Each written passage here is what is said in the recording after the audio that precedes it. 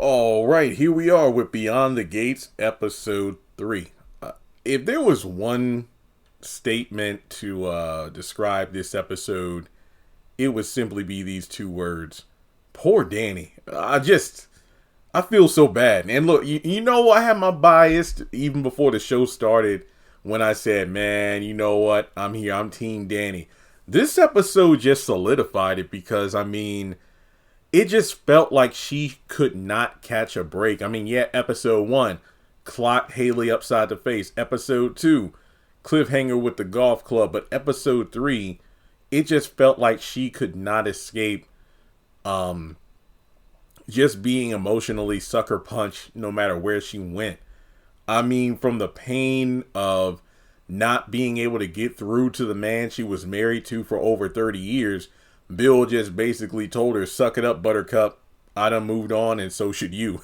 To her parents demanding that the entire family show up to Bill and Haley's wedding. I couldn't help but feel bad.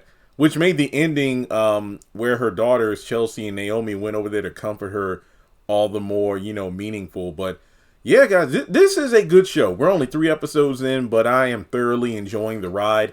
And I hope you are too. So I'm giving this episode even higher than the last 2. I'm giving it an 8 out of 10 simply due to the fact that I really felt bad for Danny. So with that being said, make sure you take a moment to hit the thumbs up button to show you like the video. Hit subscribe. We are getting closer. I think we're about 75 people away from 290,000 subscribers. And who knows if Beyond the Gates, gets more traction as the days and, over the next couple of weeks. I might hit 300,000 subscribers sooner than anticipated. And hit that bell icon and select all. That way you don't miss out whenever I post content on the channel. So we start off with Smitty noticing something is wrong with Martin, that he's tossing and turning on the couch while he's sleeping. And when he eventually wakes up, he tries to get through to Martin by saying, hey, I know you hate it when that part of my brain gets to working and trying to solve problems that you say aren't there. But do you think that maybe you're having these dreams due to like repressed memories? And as a result, that's what's causing you to be restless. And, Martin just wants him to back off. And in the midst of these two going at it, he gets a text message from his parents about, a text message from, his grandparents in regards to a family meeting that night. And that happens later in the episode where everybody stops what they're doing and they have to go over to Anita and Vernon's home, which is very similar to that episode of Sisters where everybody got a text message from Andy saying that, hey, meet at the penthouse for an emergency sister circle meeting. But hey, if you watch Sisters, you'll get that reference. Now, we learn a bit of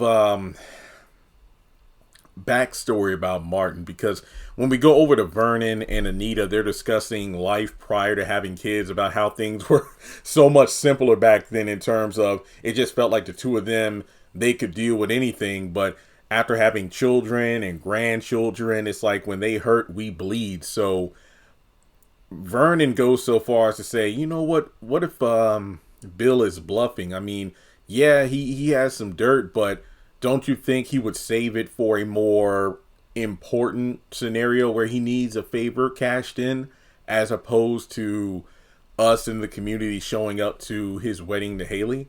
But Anita doesn't want to gamble due to the fact that apparently whatever Bill has on the family, it is in relation to Martin. And they talk about a specific night that they agree that they would never speak of again, with Vernon going so far as to say that if he had to do it, he would do it, he'd do it all over again.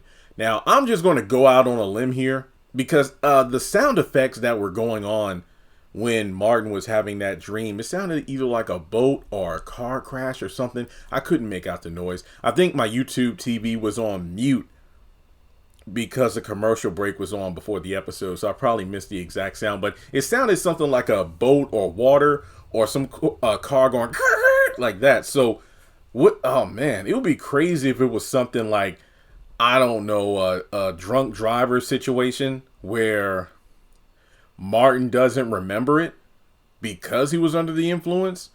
Or maybe he just repressed that memory or something, and maybe it was like a situation where maybe Bill kind of hit a body, so to speak. I don't know, but whatever it is something that they keep reiterating could ruin Martin's life. So that's something they cannot afford for Bill to leak out to the public, so to speak.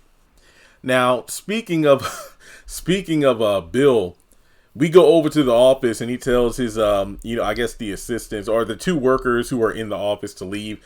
You got, what's her name, Caroline or Charlotte, this the secretary, and Haley at the door, and Bill says, no, just leave us. So after they leave and close the door, Danny slaps Bill in the face, and he wants to know, why in the world are you here?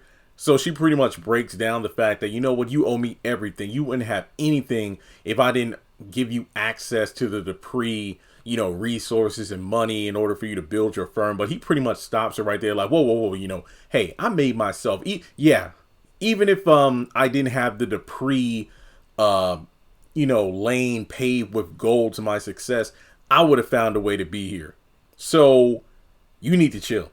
And then from there, it's just really sad because you could tell that the betrayal really hurt Danny. And it's the fact that despite being married for decades, she isn't able to reach Bill whatsoever. He mentions that, he just fell out of love with her and fell in love with Haley, and the fact that their marriage had issues, but Danny wasn't even aware. I mean, she just said that when it came to Bill's previous affairs, it's like, oh, I get it, some men cheat. So she was able to kind of look the other way because she was so in love with Bill, and the fact that she gave up everything for him. Because remember, she pretty much left the Dupree family to pursue modeling, and then while modeling, she met Bill, and when she met Bill, she opted to give up her career once she got pregnant with Naomi. Or was it, hang on, let me double check. I know it was when she got pregnant with one of her daughters, Naomi being the oldest, I know, but let me just double check here. Family. Yeah, after she got pregnant with whichever child it was.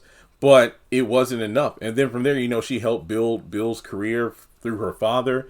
And Bill just, it sucks. It really does. Because you could tell she was literally breaking down in that office, but Bill wasn't responding. Like I said earlier, it's just simply, hey, I've moved on and so should you. And that's pretty much it. But he does say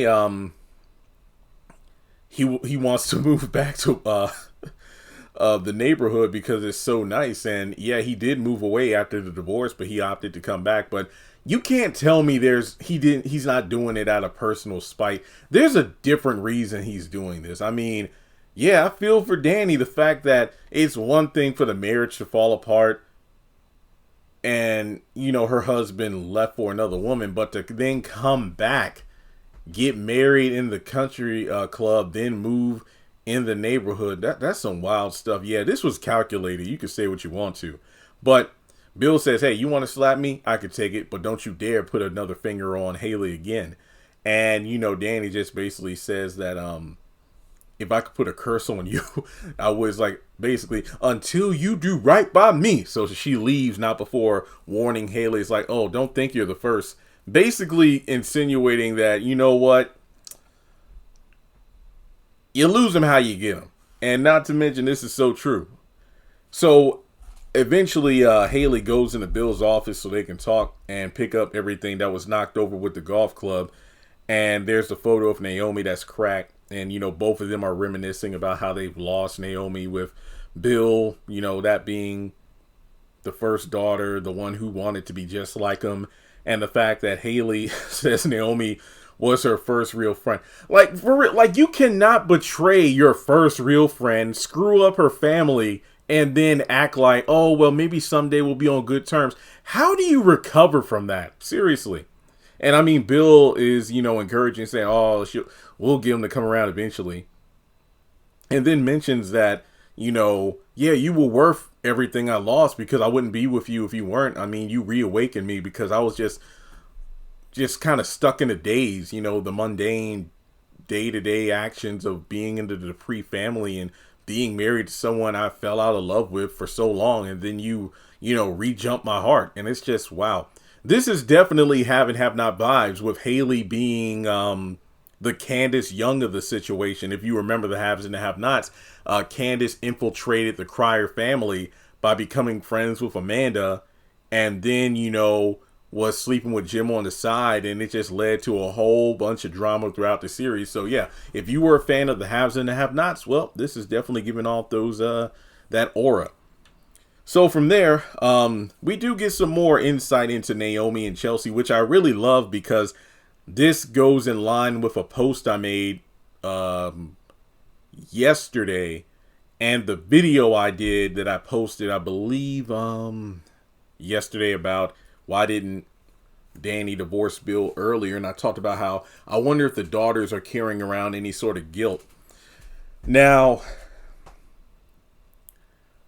Chelsea is talking to Nicole, confiding in her about wanting to quit modeling and pursue her own venture by releasing a line of purses. And Nicole encourages her, because 5 years ago she left Fairmount in favor of opening her own firm. So she encourages her sister to follow her own path, because she didn't realize or understand the way, or why their mom was the way she was, until after she created space and realized that, yeah, our mom is emotional and whatnot, but she's a survivor. She followed her own path from the Dupree name and became a success, and then of course met Dad, and then it fell apart now, but don't forget that Mom is a trooper. And Chelsea opens up about creating distance, which would make her feel guilty, because with Danny being her manager, it's kind of the only thing in her life she has going for her right now. So yeah, I was right. I said, would Chelsea feel some sort of pressure or guilt by cutting ties with her mom to pursue her own thing? And with Nicole, or I'm sorry, Naomi. I apologize. I wrote it down in my notes. Naomi, she pretty much felt that, after I left the Gates, started my own firm, then I met my husband, and it's like there was no looking back. And she is extremely angry with their dad. I mean, even Chelsea isn't that angry. It's like, whoa, I know you despise is such a strong word. But it's the fact that Chelsea was, pun intended, it's almost like modeled, or Danny kind of molded Chelsea to become her by recreating her modeling career through her youngest daughter. Whereas Naomi was more of a daddy's girl and wanted to be just like Bill when she grew up. Hence why, no doubt why she went into law. However, I think she probably opted to create her own firm because as she got older, she realized that Bill would bend the law to his own whim in order to, enhance his own career and whatnot. So essentially, despite going into the same field of work as Bill, she didn't like the way he conducted business, so she opted to go her own route. So I thought that was pretty cool. And in the midst of them talking about the situation, they get the phone call to come over to the Dupree mansion later that night. So over at the hospital, and yes, Dr. Nicole, she is a shrink psychiatrist, and Ted is the doctor. So that's why, she's at the hospital, because I saw doctor in front of her name and I immediately made assumptions. My bad. So we get a lot of lore about Andre and the fact that, yeah, he is the son of Ted's brother, but there was some sort of plane crash. And he said that his parents, it's been about 10 years since they've been gone. And he's able to live as like a freelance photographer via the money, his parents left behind, and the money he makes from his career now, he donates it to charities that his mom was a part of. So, that was pretty cool. And I believe, wouldn't this make Andre Kat's cousin? Because I was thinking about the family tree here, because we know in the season 1 trailer, he gets it on with Danny, and I'm like, wait a minute. What's happening here? So, okay, Ted married into the Dupree. So he married Nicole, who is Danny's sister, which makes Danny Ted's sister-in-law. I don't think that means Ted's brother is related to Danny, because Nicole would be Ted's brother's sister-in-law. I get that. If I'm not mistaken, yeah, I think. Well, I'm my bad. I'm sorry if I'm wrong, but somebody correct me in the comments. And with Andre being the nephew of Ted's brother, who is Nicole's brother-in-law, that means Andre would... I'm confused. Well, then again... Yeah, I'm sorry. I don't know. Okay? I don't know if there's a relation there. Maybe there is, maybe there isn't. Whatever. Somebody let me know in the comments how that works. But in any case, yeah, he talks about how, Ted and Nicole took him in, and Kat like family, and they, helped get his life back on track after everything that happened. So yeah, he's just been doing his thing, and he's not only going to help create like a video for Nicole as she's about to accept this big award, but also is going to help out with Chelsea's upcoming photo shoot. And with Danny being the momager, she's really strict and whatnot. So that's going to be pretty interesting. And Kat, she has the brain for business. So I could tell like Chelsea's the one who comes up with like different ideas and concepts, whereas Kat is the one who is the mastermind behind implementing those things. Like, okay, when should we drop? Here's the drop date. Here's how we promote it. This, that, and the third. And yeah, another reason Chelsea feels guilty is the fact that she wouldn't have what she has without her mom.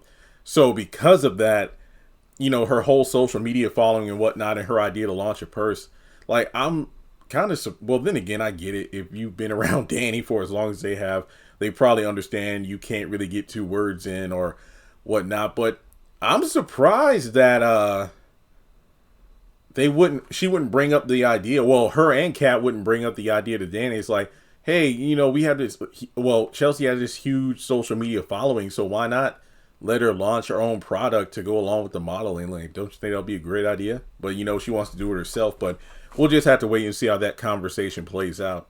So, after that, we go over to the diner, and Leslie, Ashley's mom, and Nicole's secretary, I'm trying to see if I wrote down her name. I know they stated it after she left.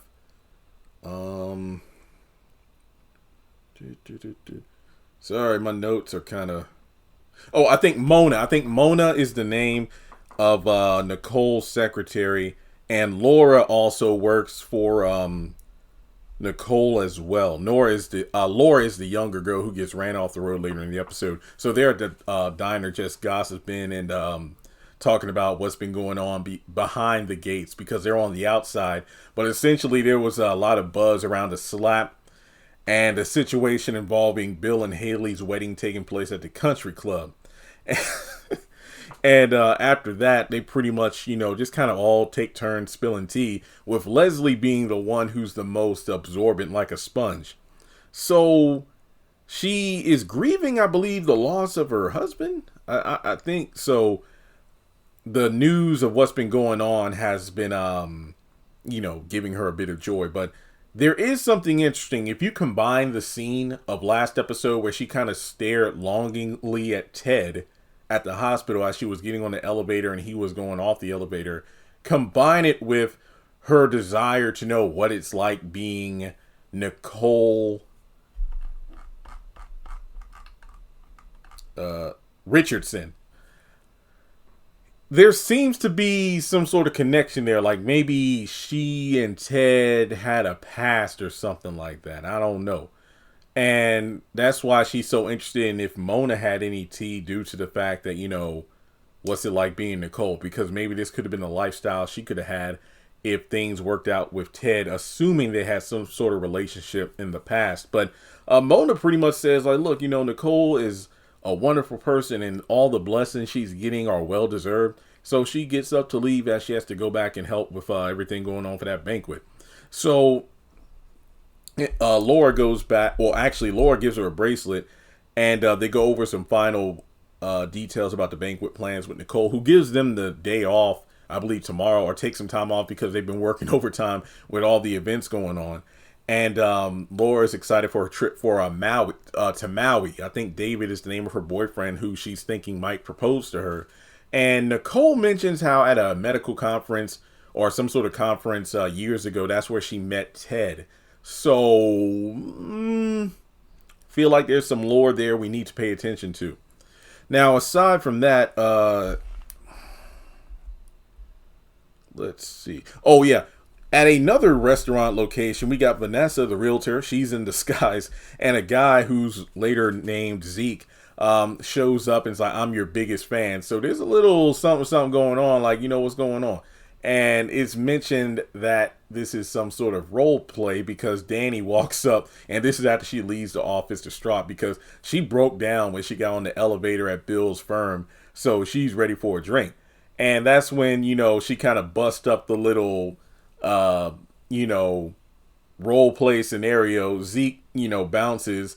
And, it's interesting how Danny says, wait a minute, this isn't Doug. Now, what we do know from Vanessa's biography is that, okay, she is in a loveless marriage with her high school sweetheart. So, I guess this is something going on that her husband Doug doesn't know about, and we are briefly introduced to him as he's parked at some sort of like a random area, railroad tracks. A guy comes in, I think his name was Randy, if I got the name right, and he hands him something like a little envelope piece of paper. I don't know what it is, and then he gets out of the car, and then that's it. So, and I looked at the TV line and deadline listing of characters. We don't have a description for Doug yet, so I don't really know too much about him.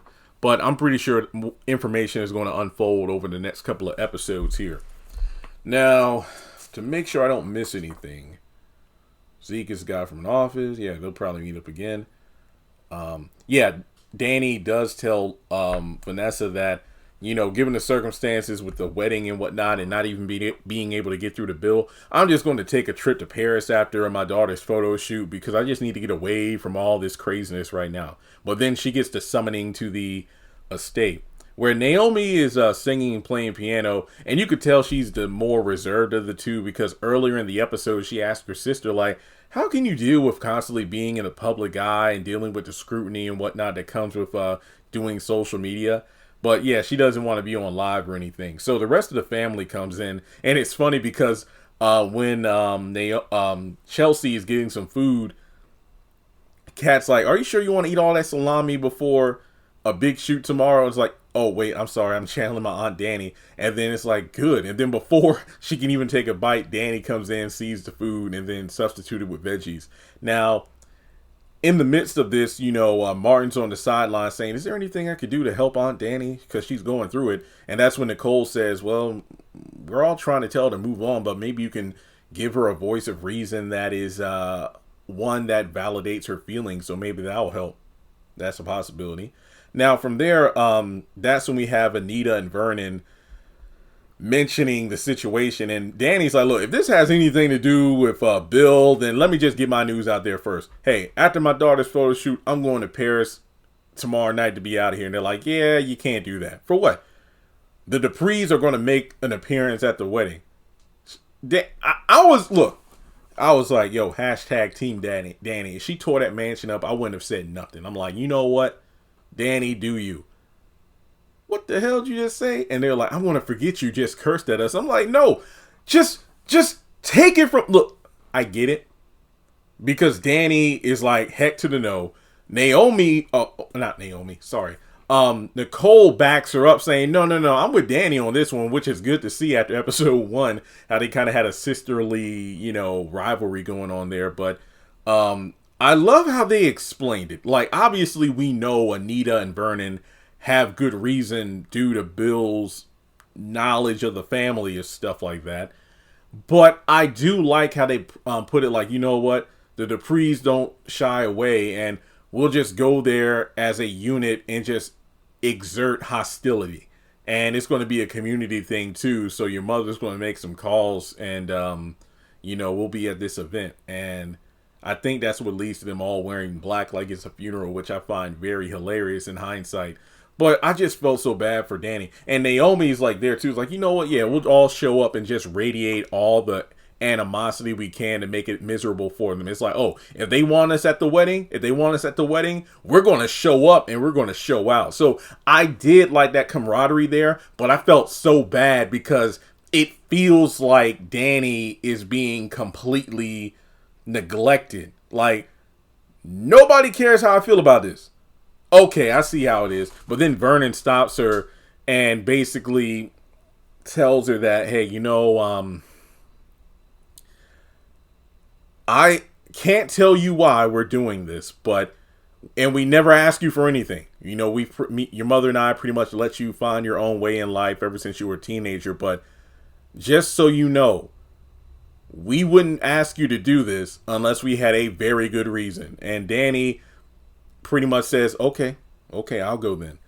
So I did like how Vernon didn't just let her leave, even though she had every right to just leave and say, I'm not going. She's like, disown me, take me out of the inheritance, whatever. I'm not doing it. But yeah, I'm glad that he pretty much was able to reach her by saying, whatever it is, trust me, we wouldn't ask you to do it if we didn't have a good reason. Which leads to Chelsea and Naomi checking on their mom.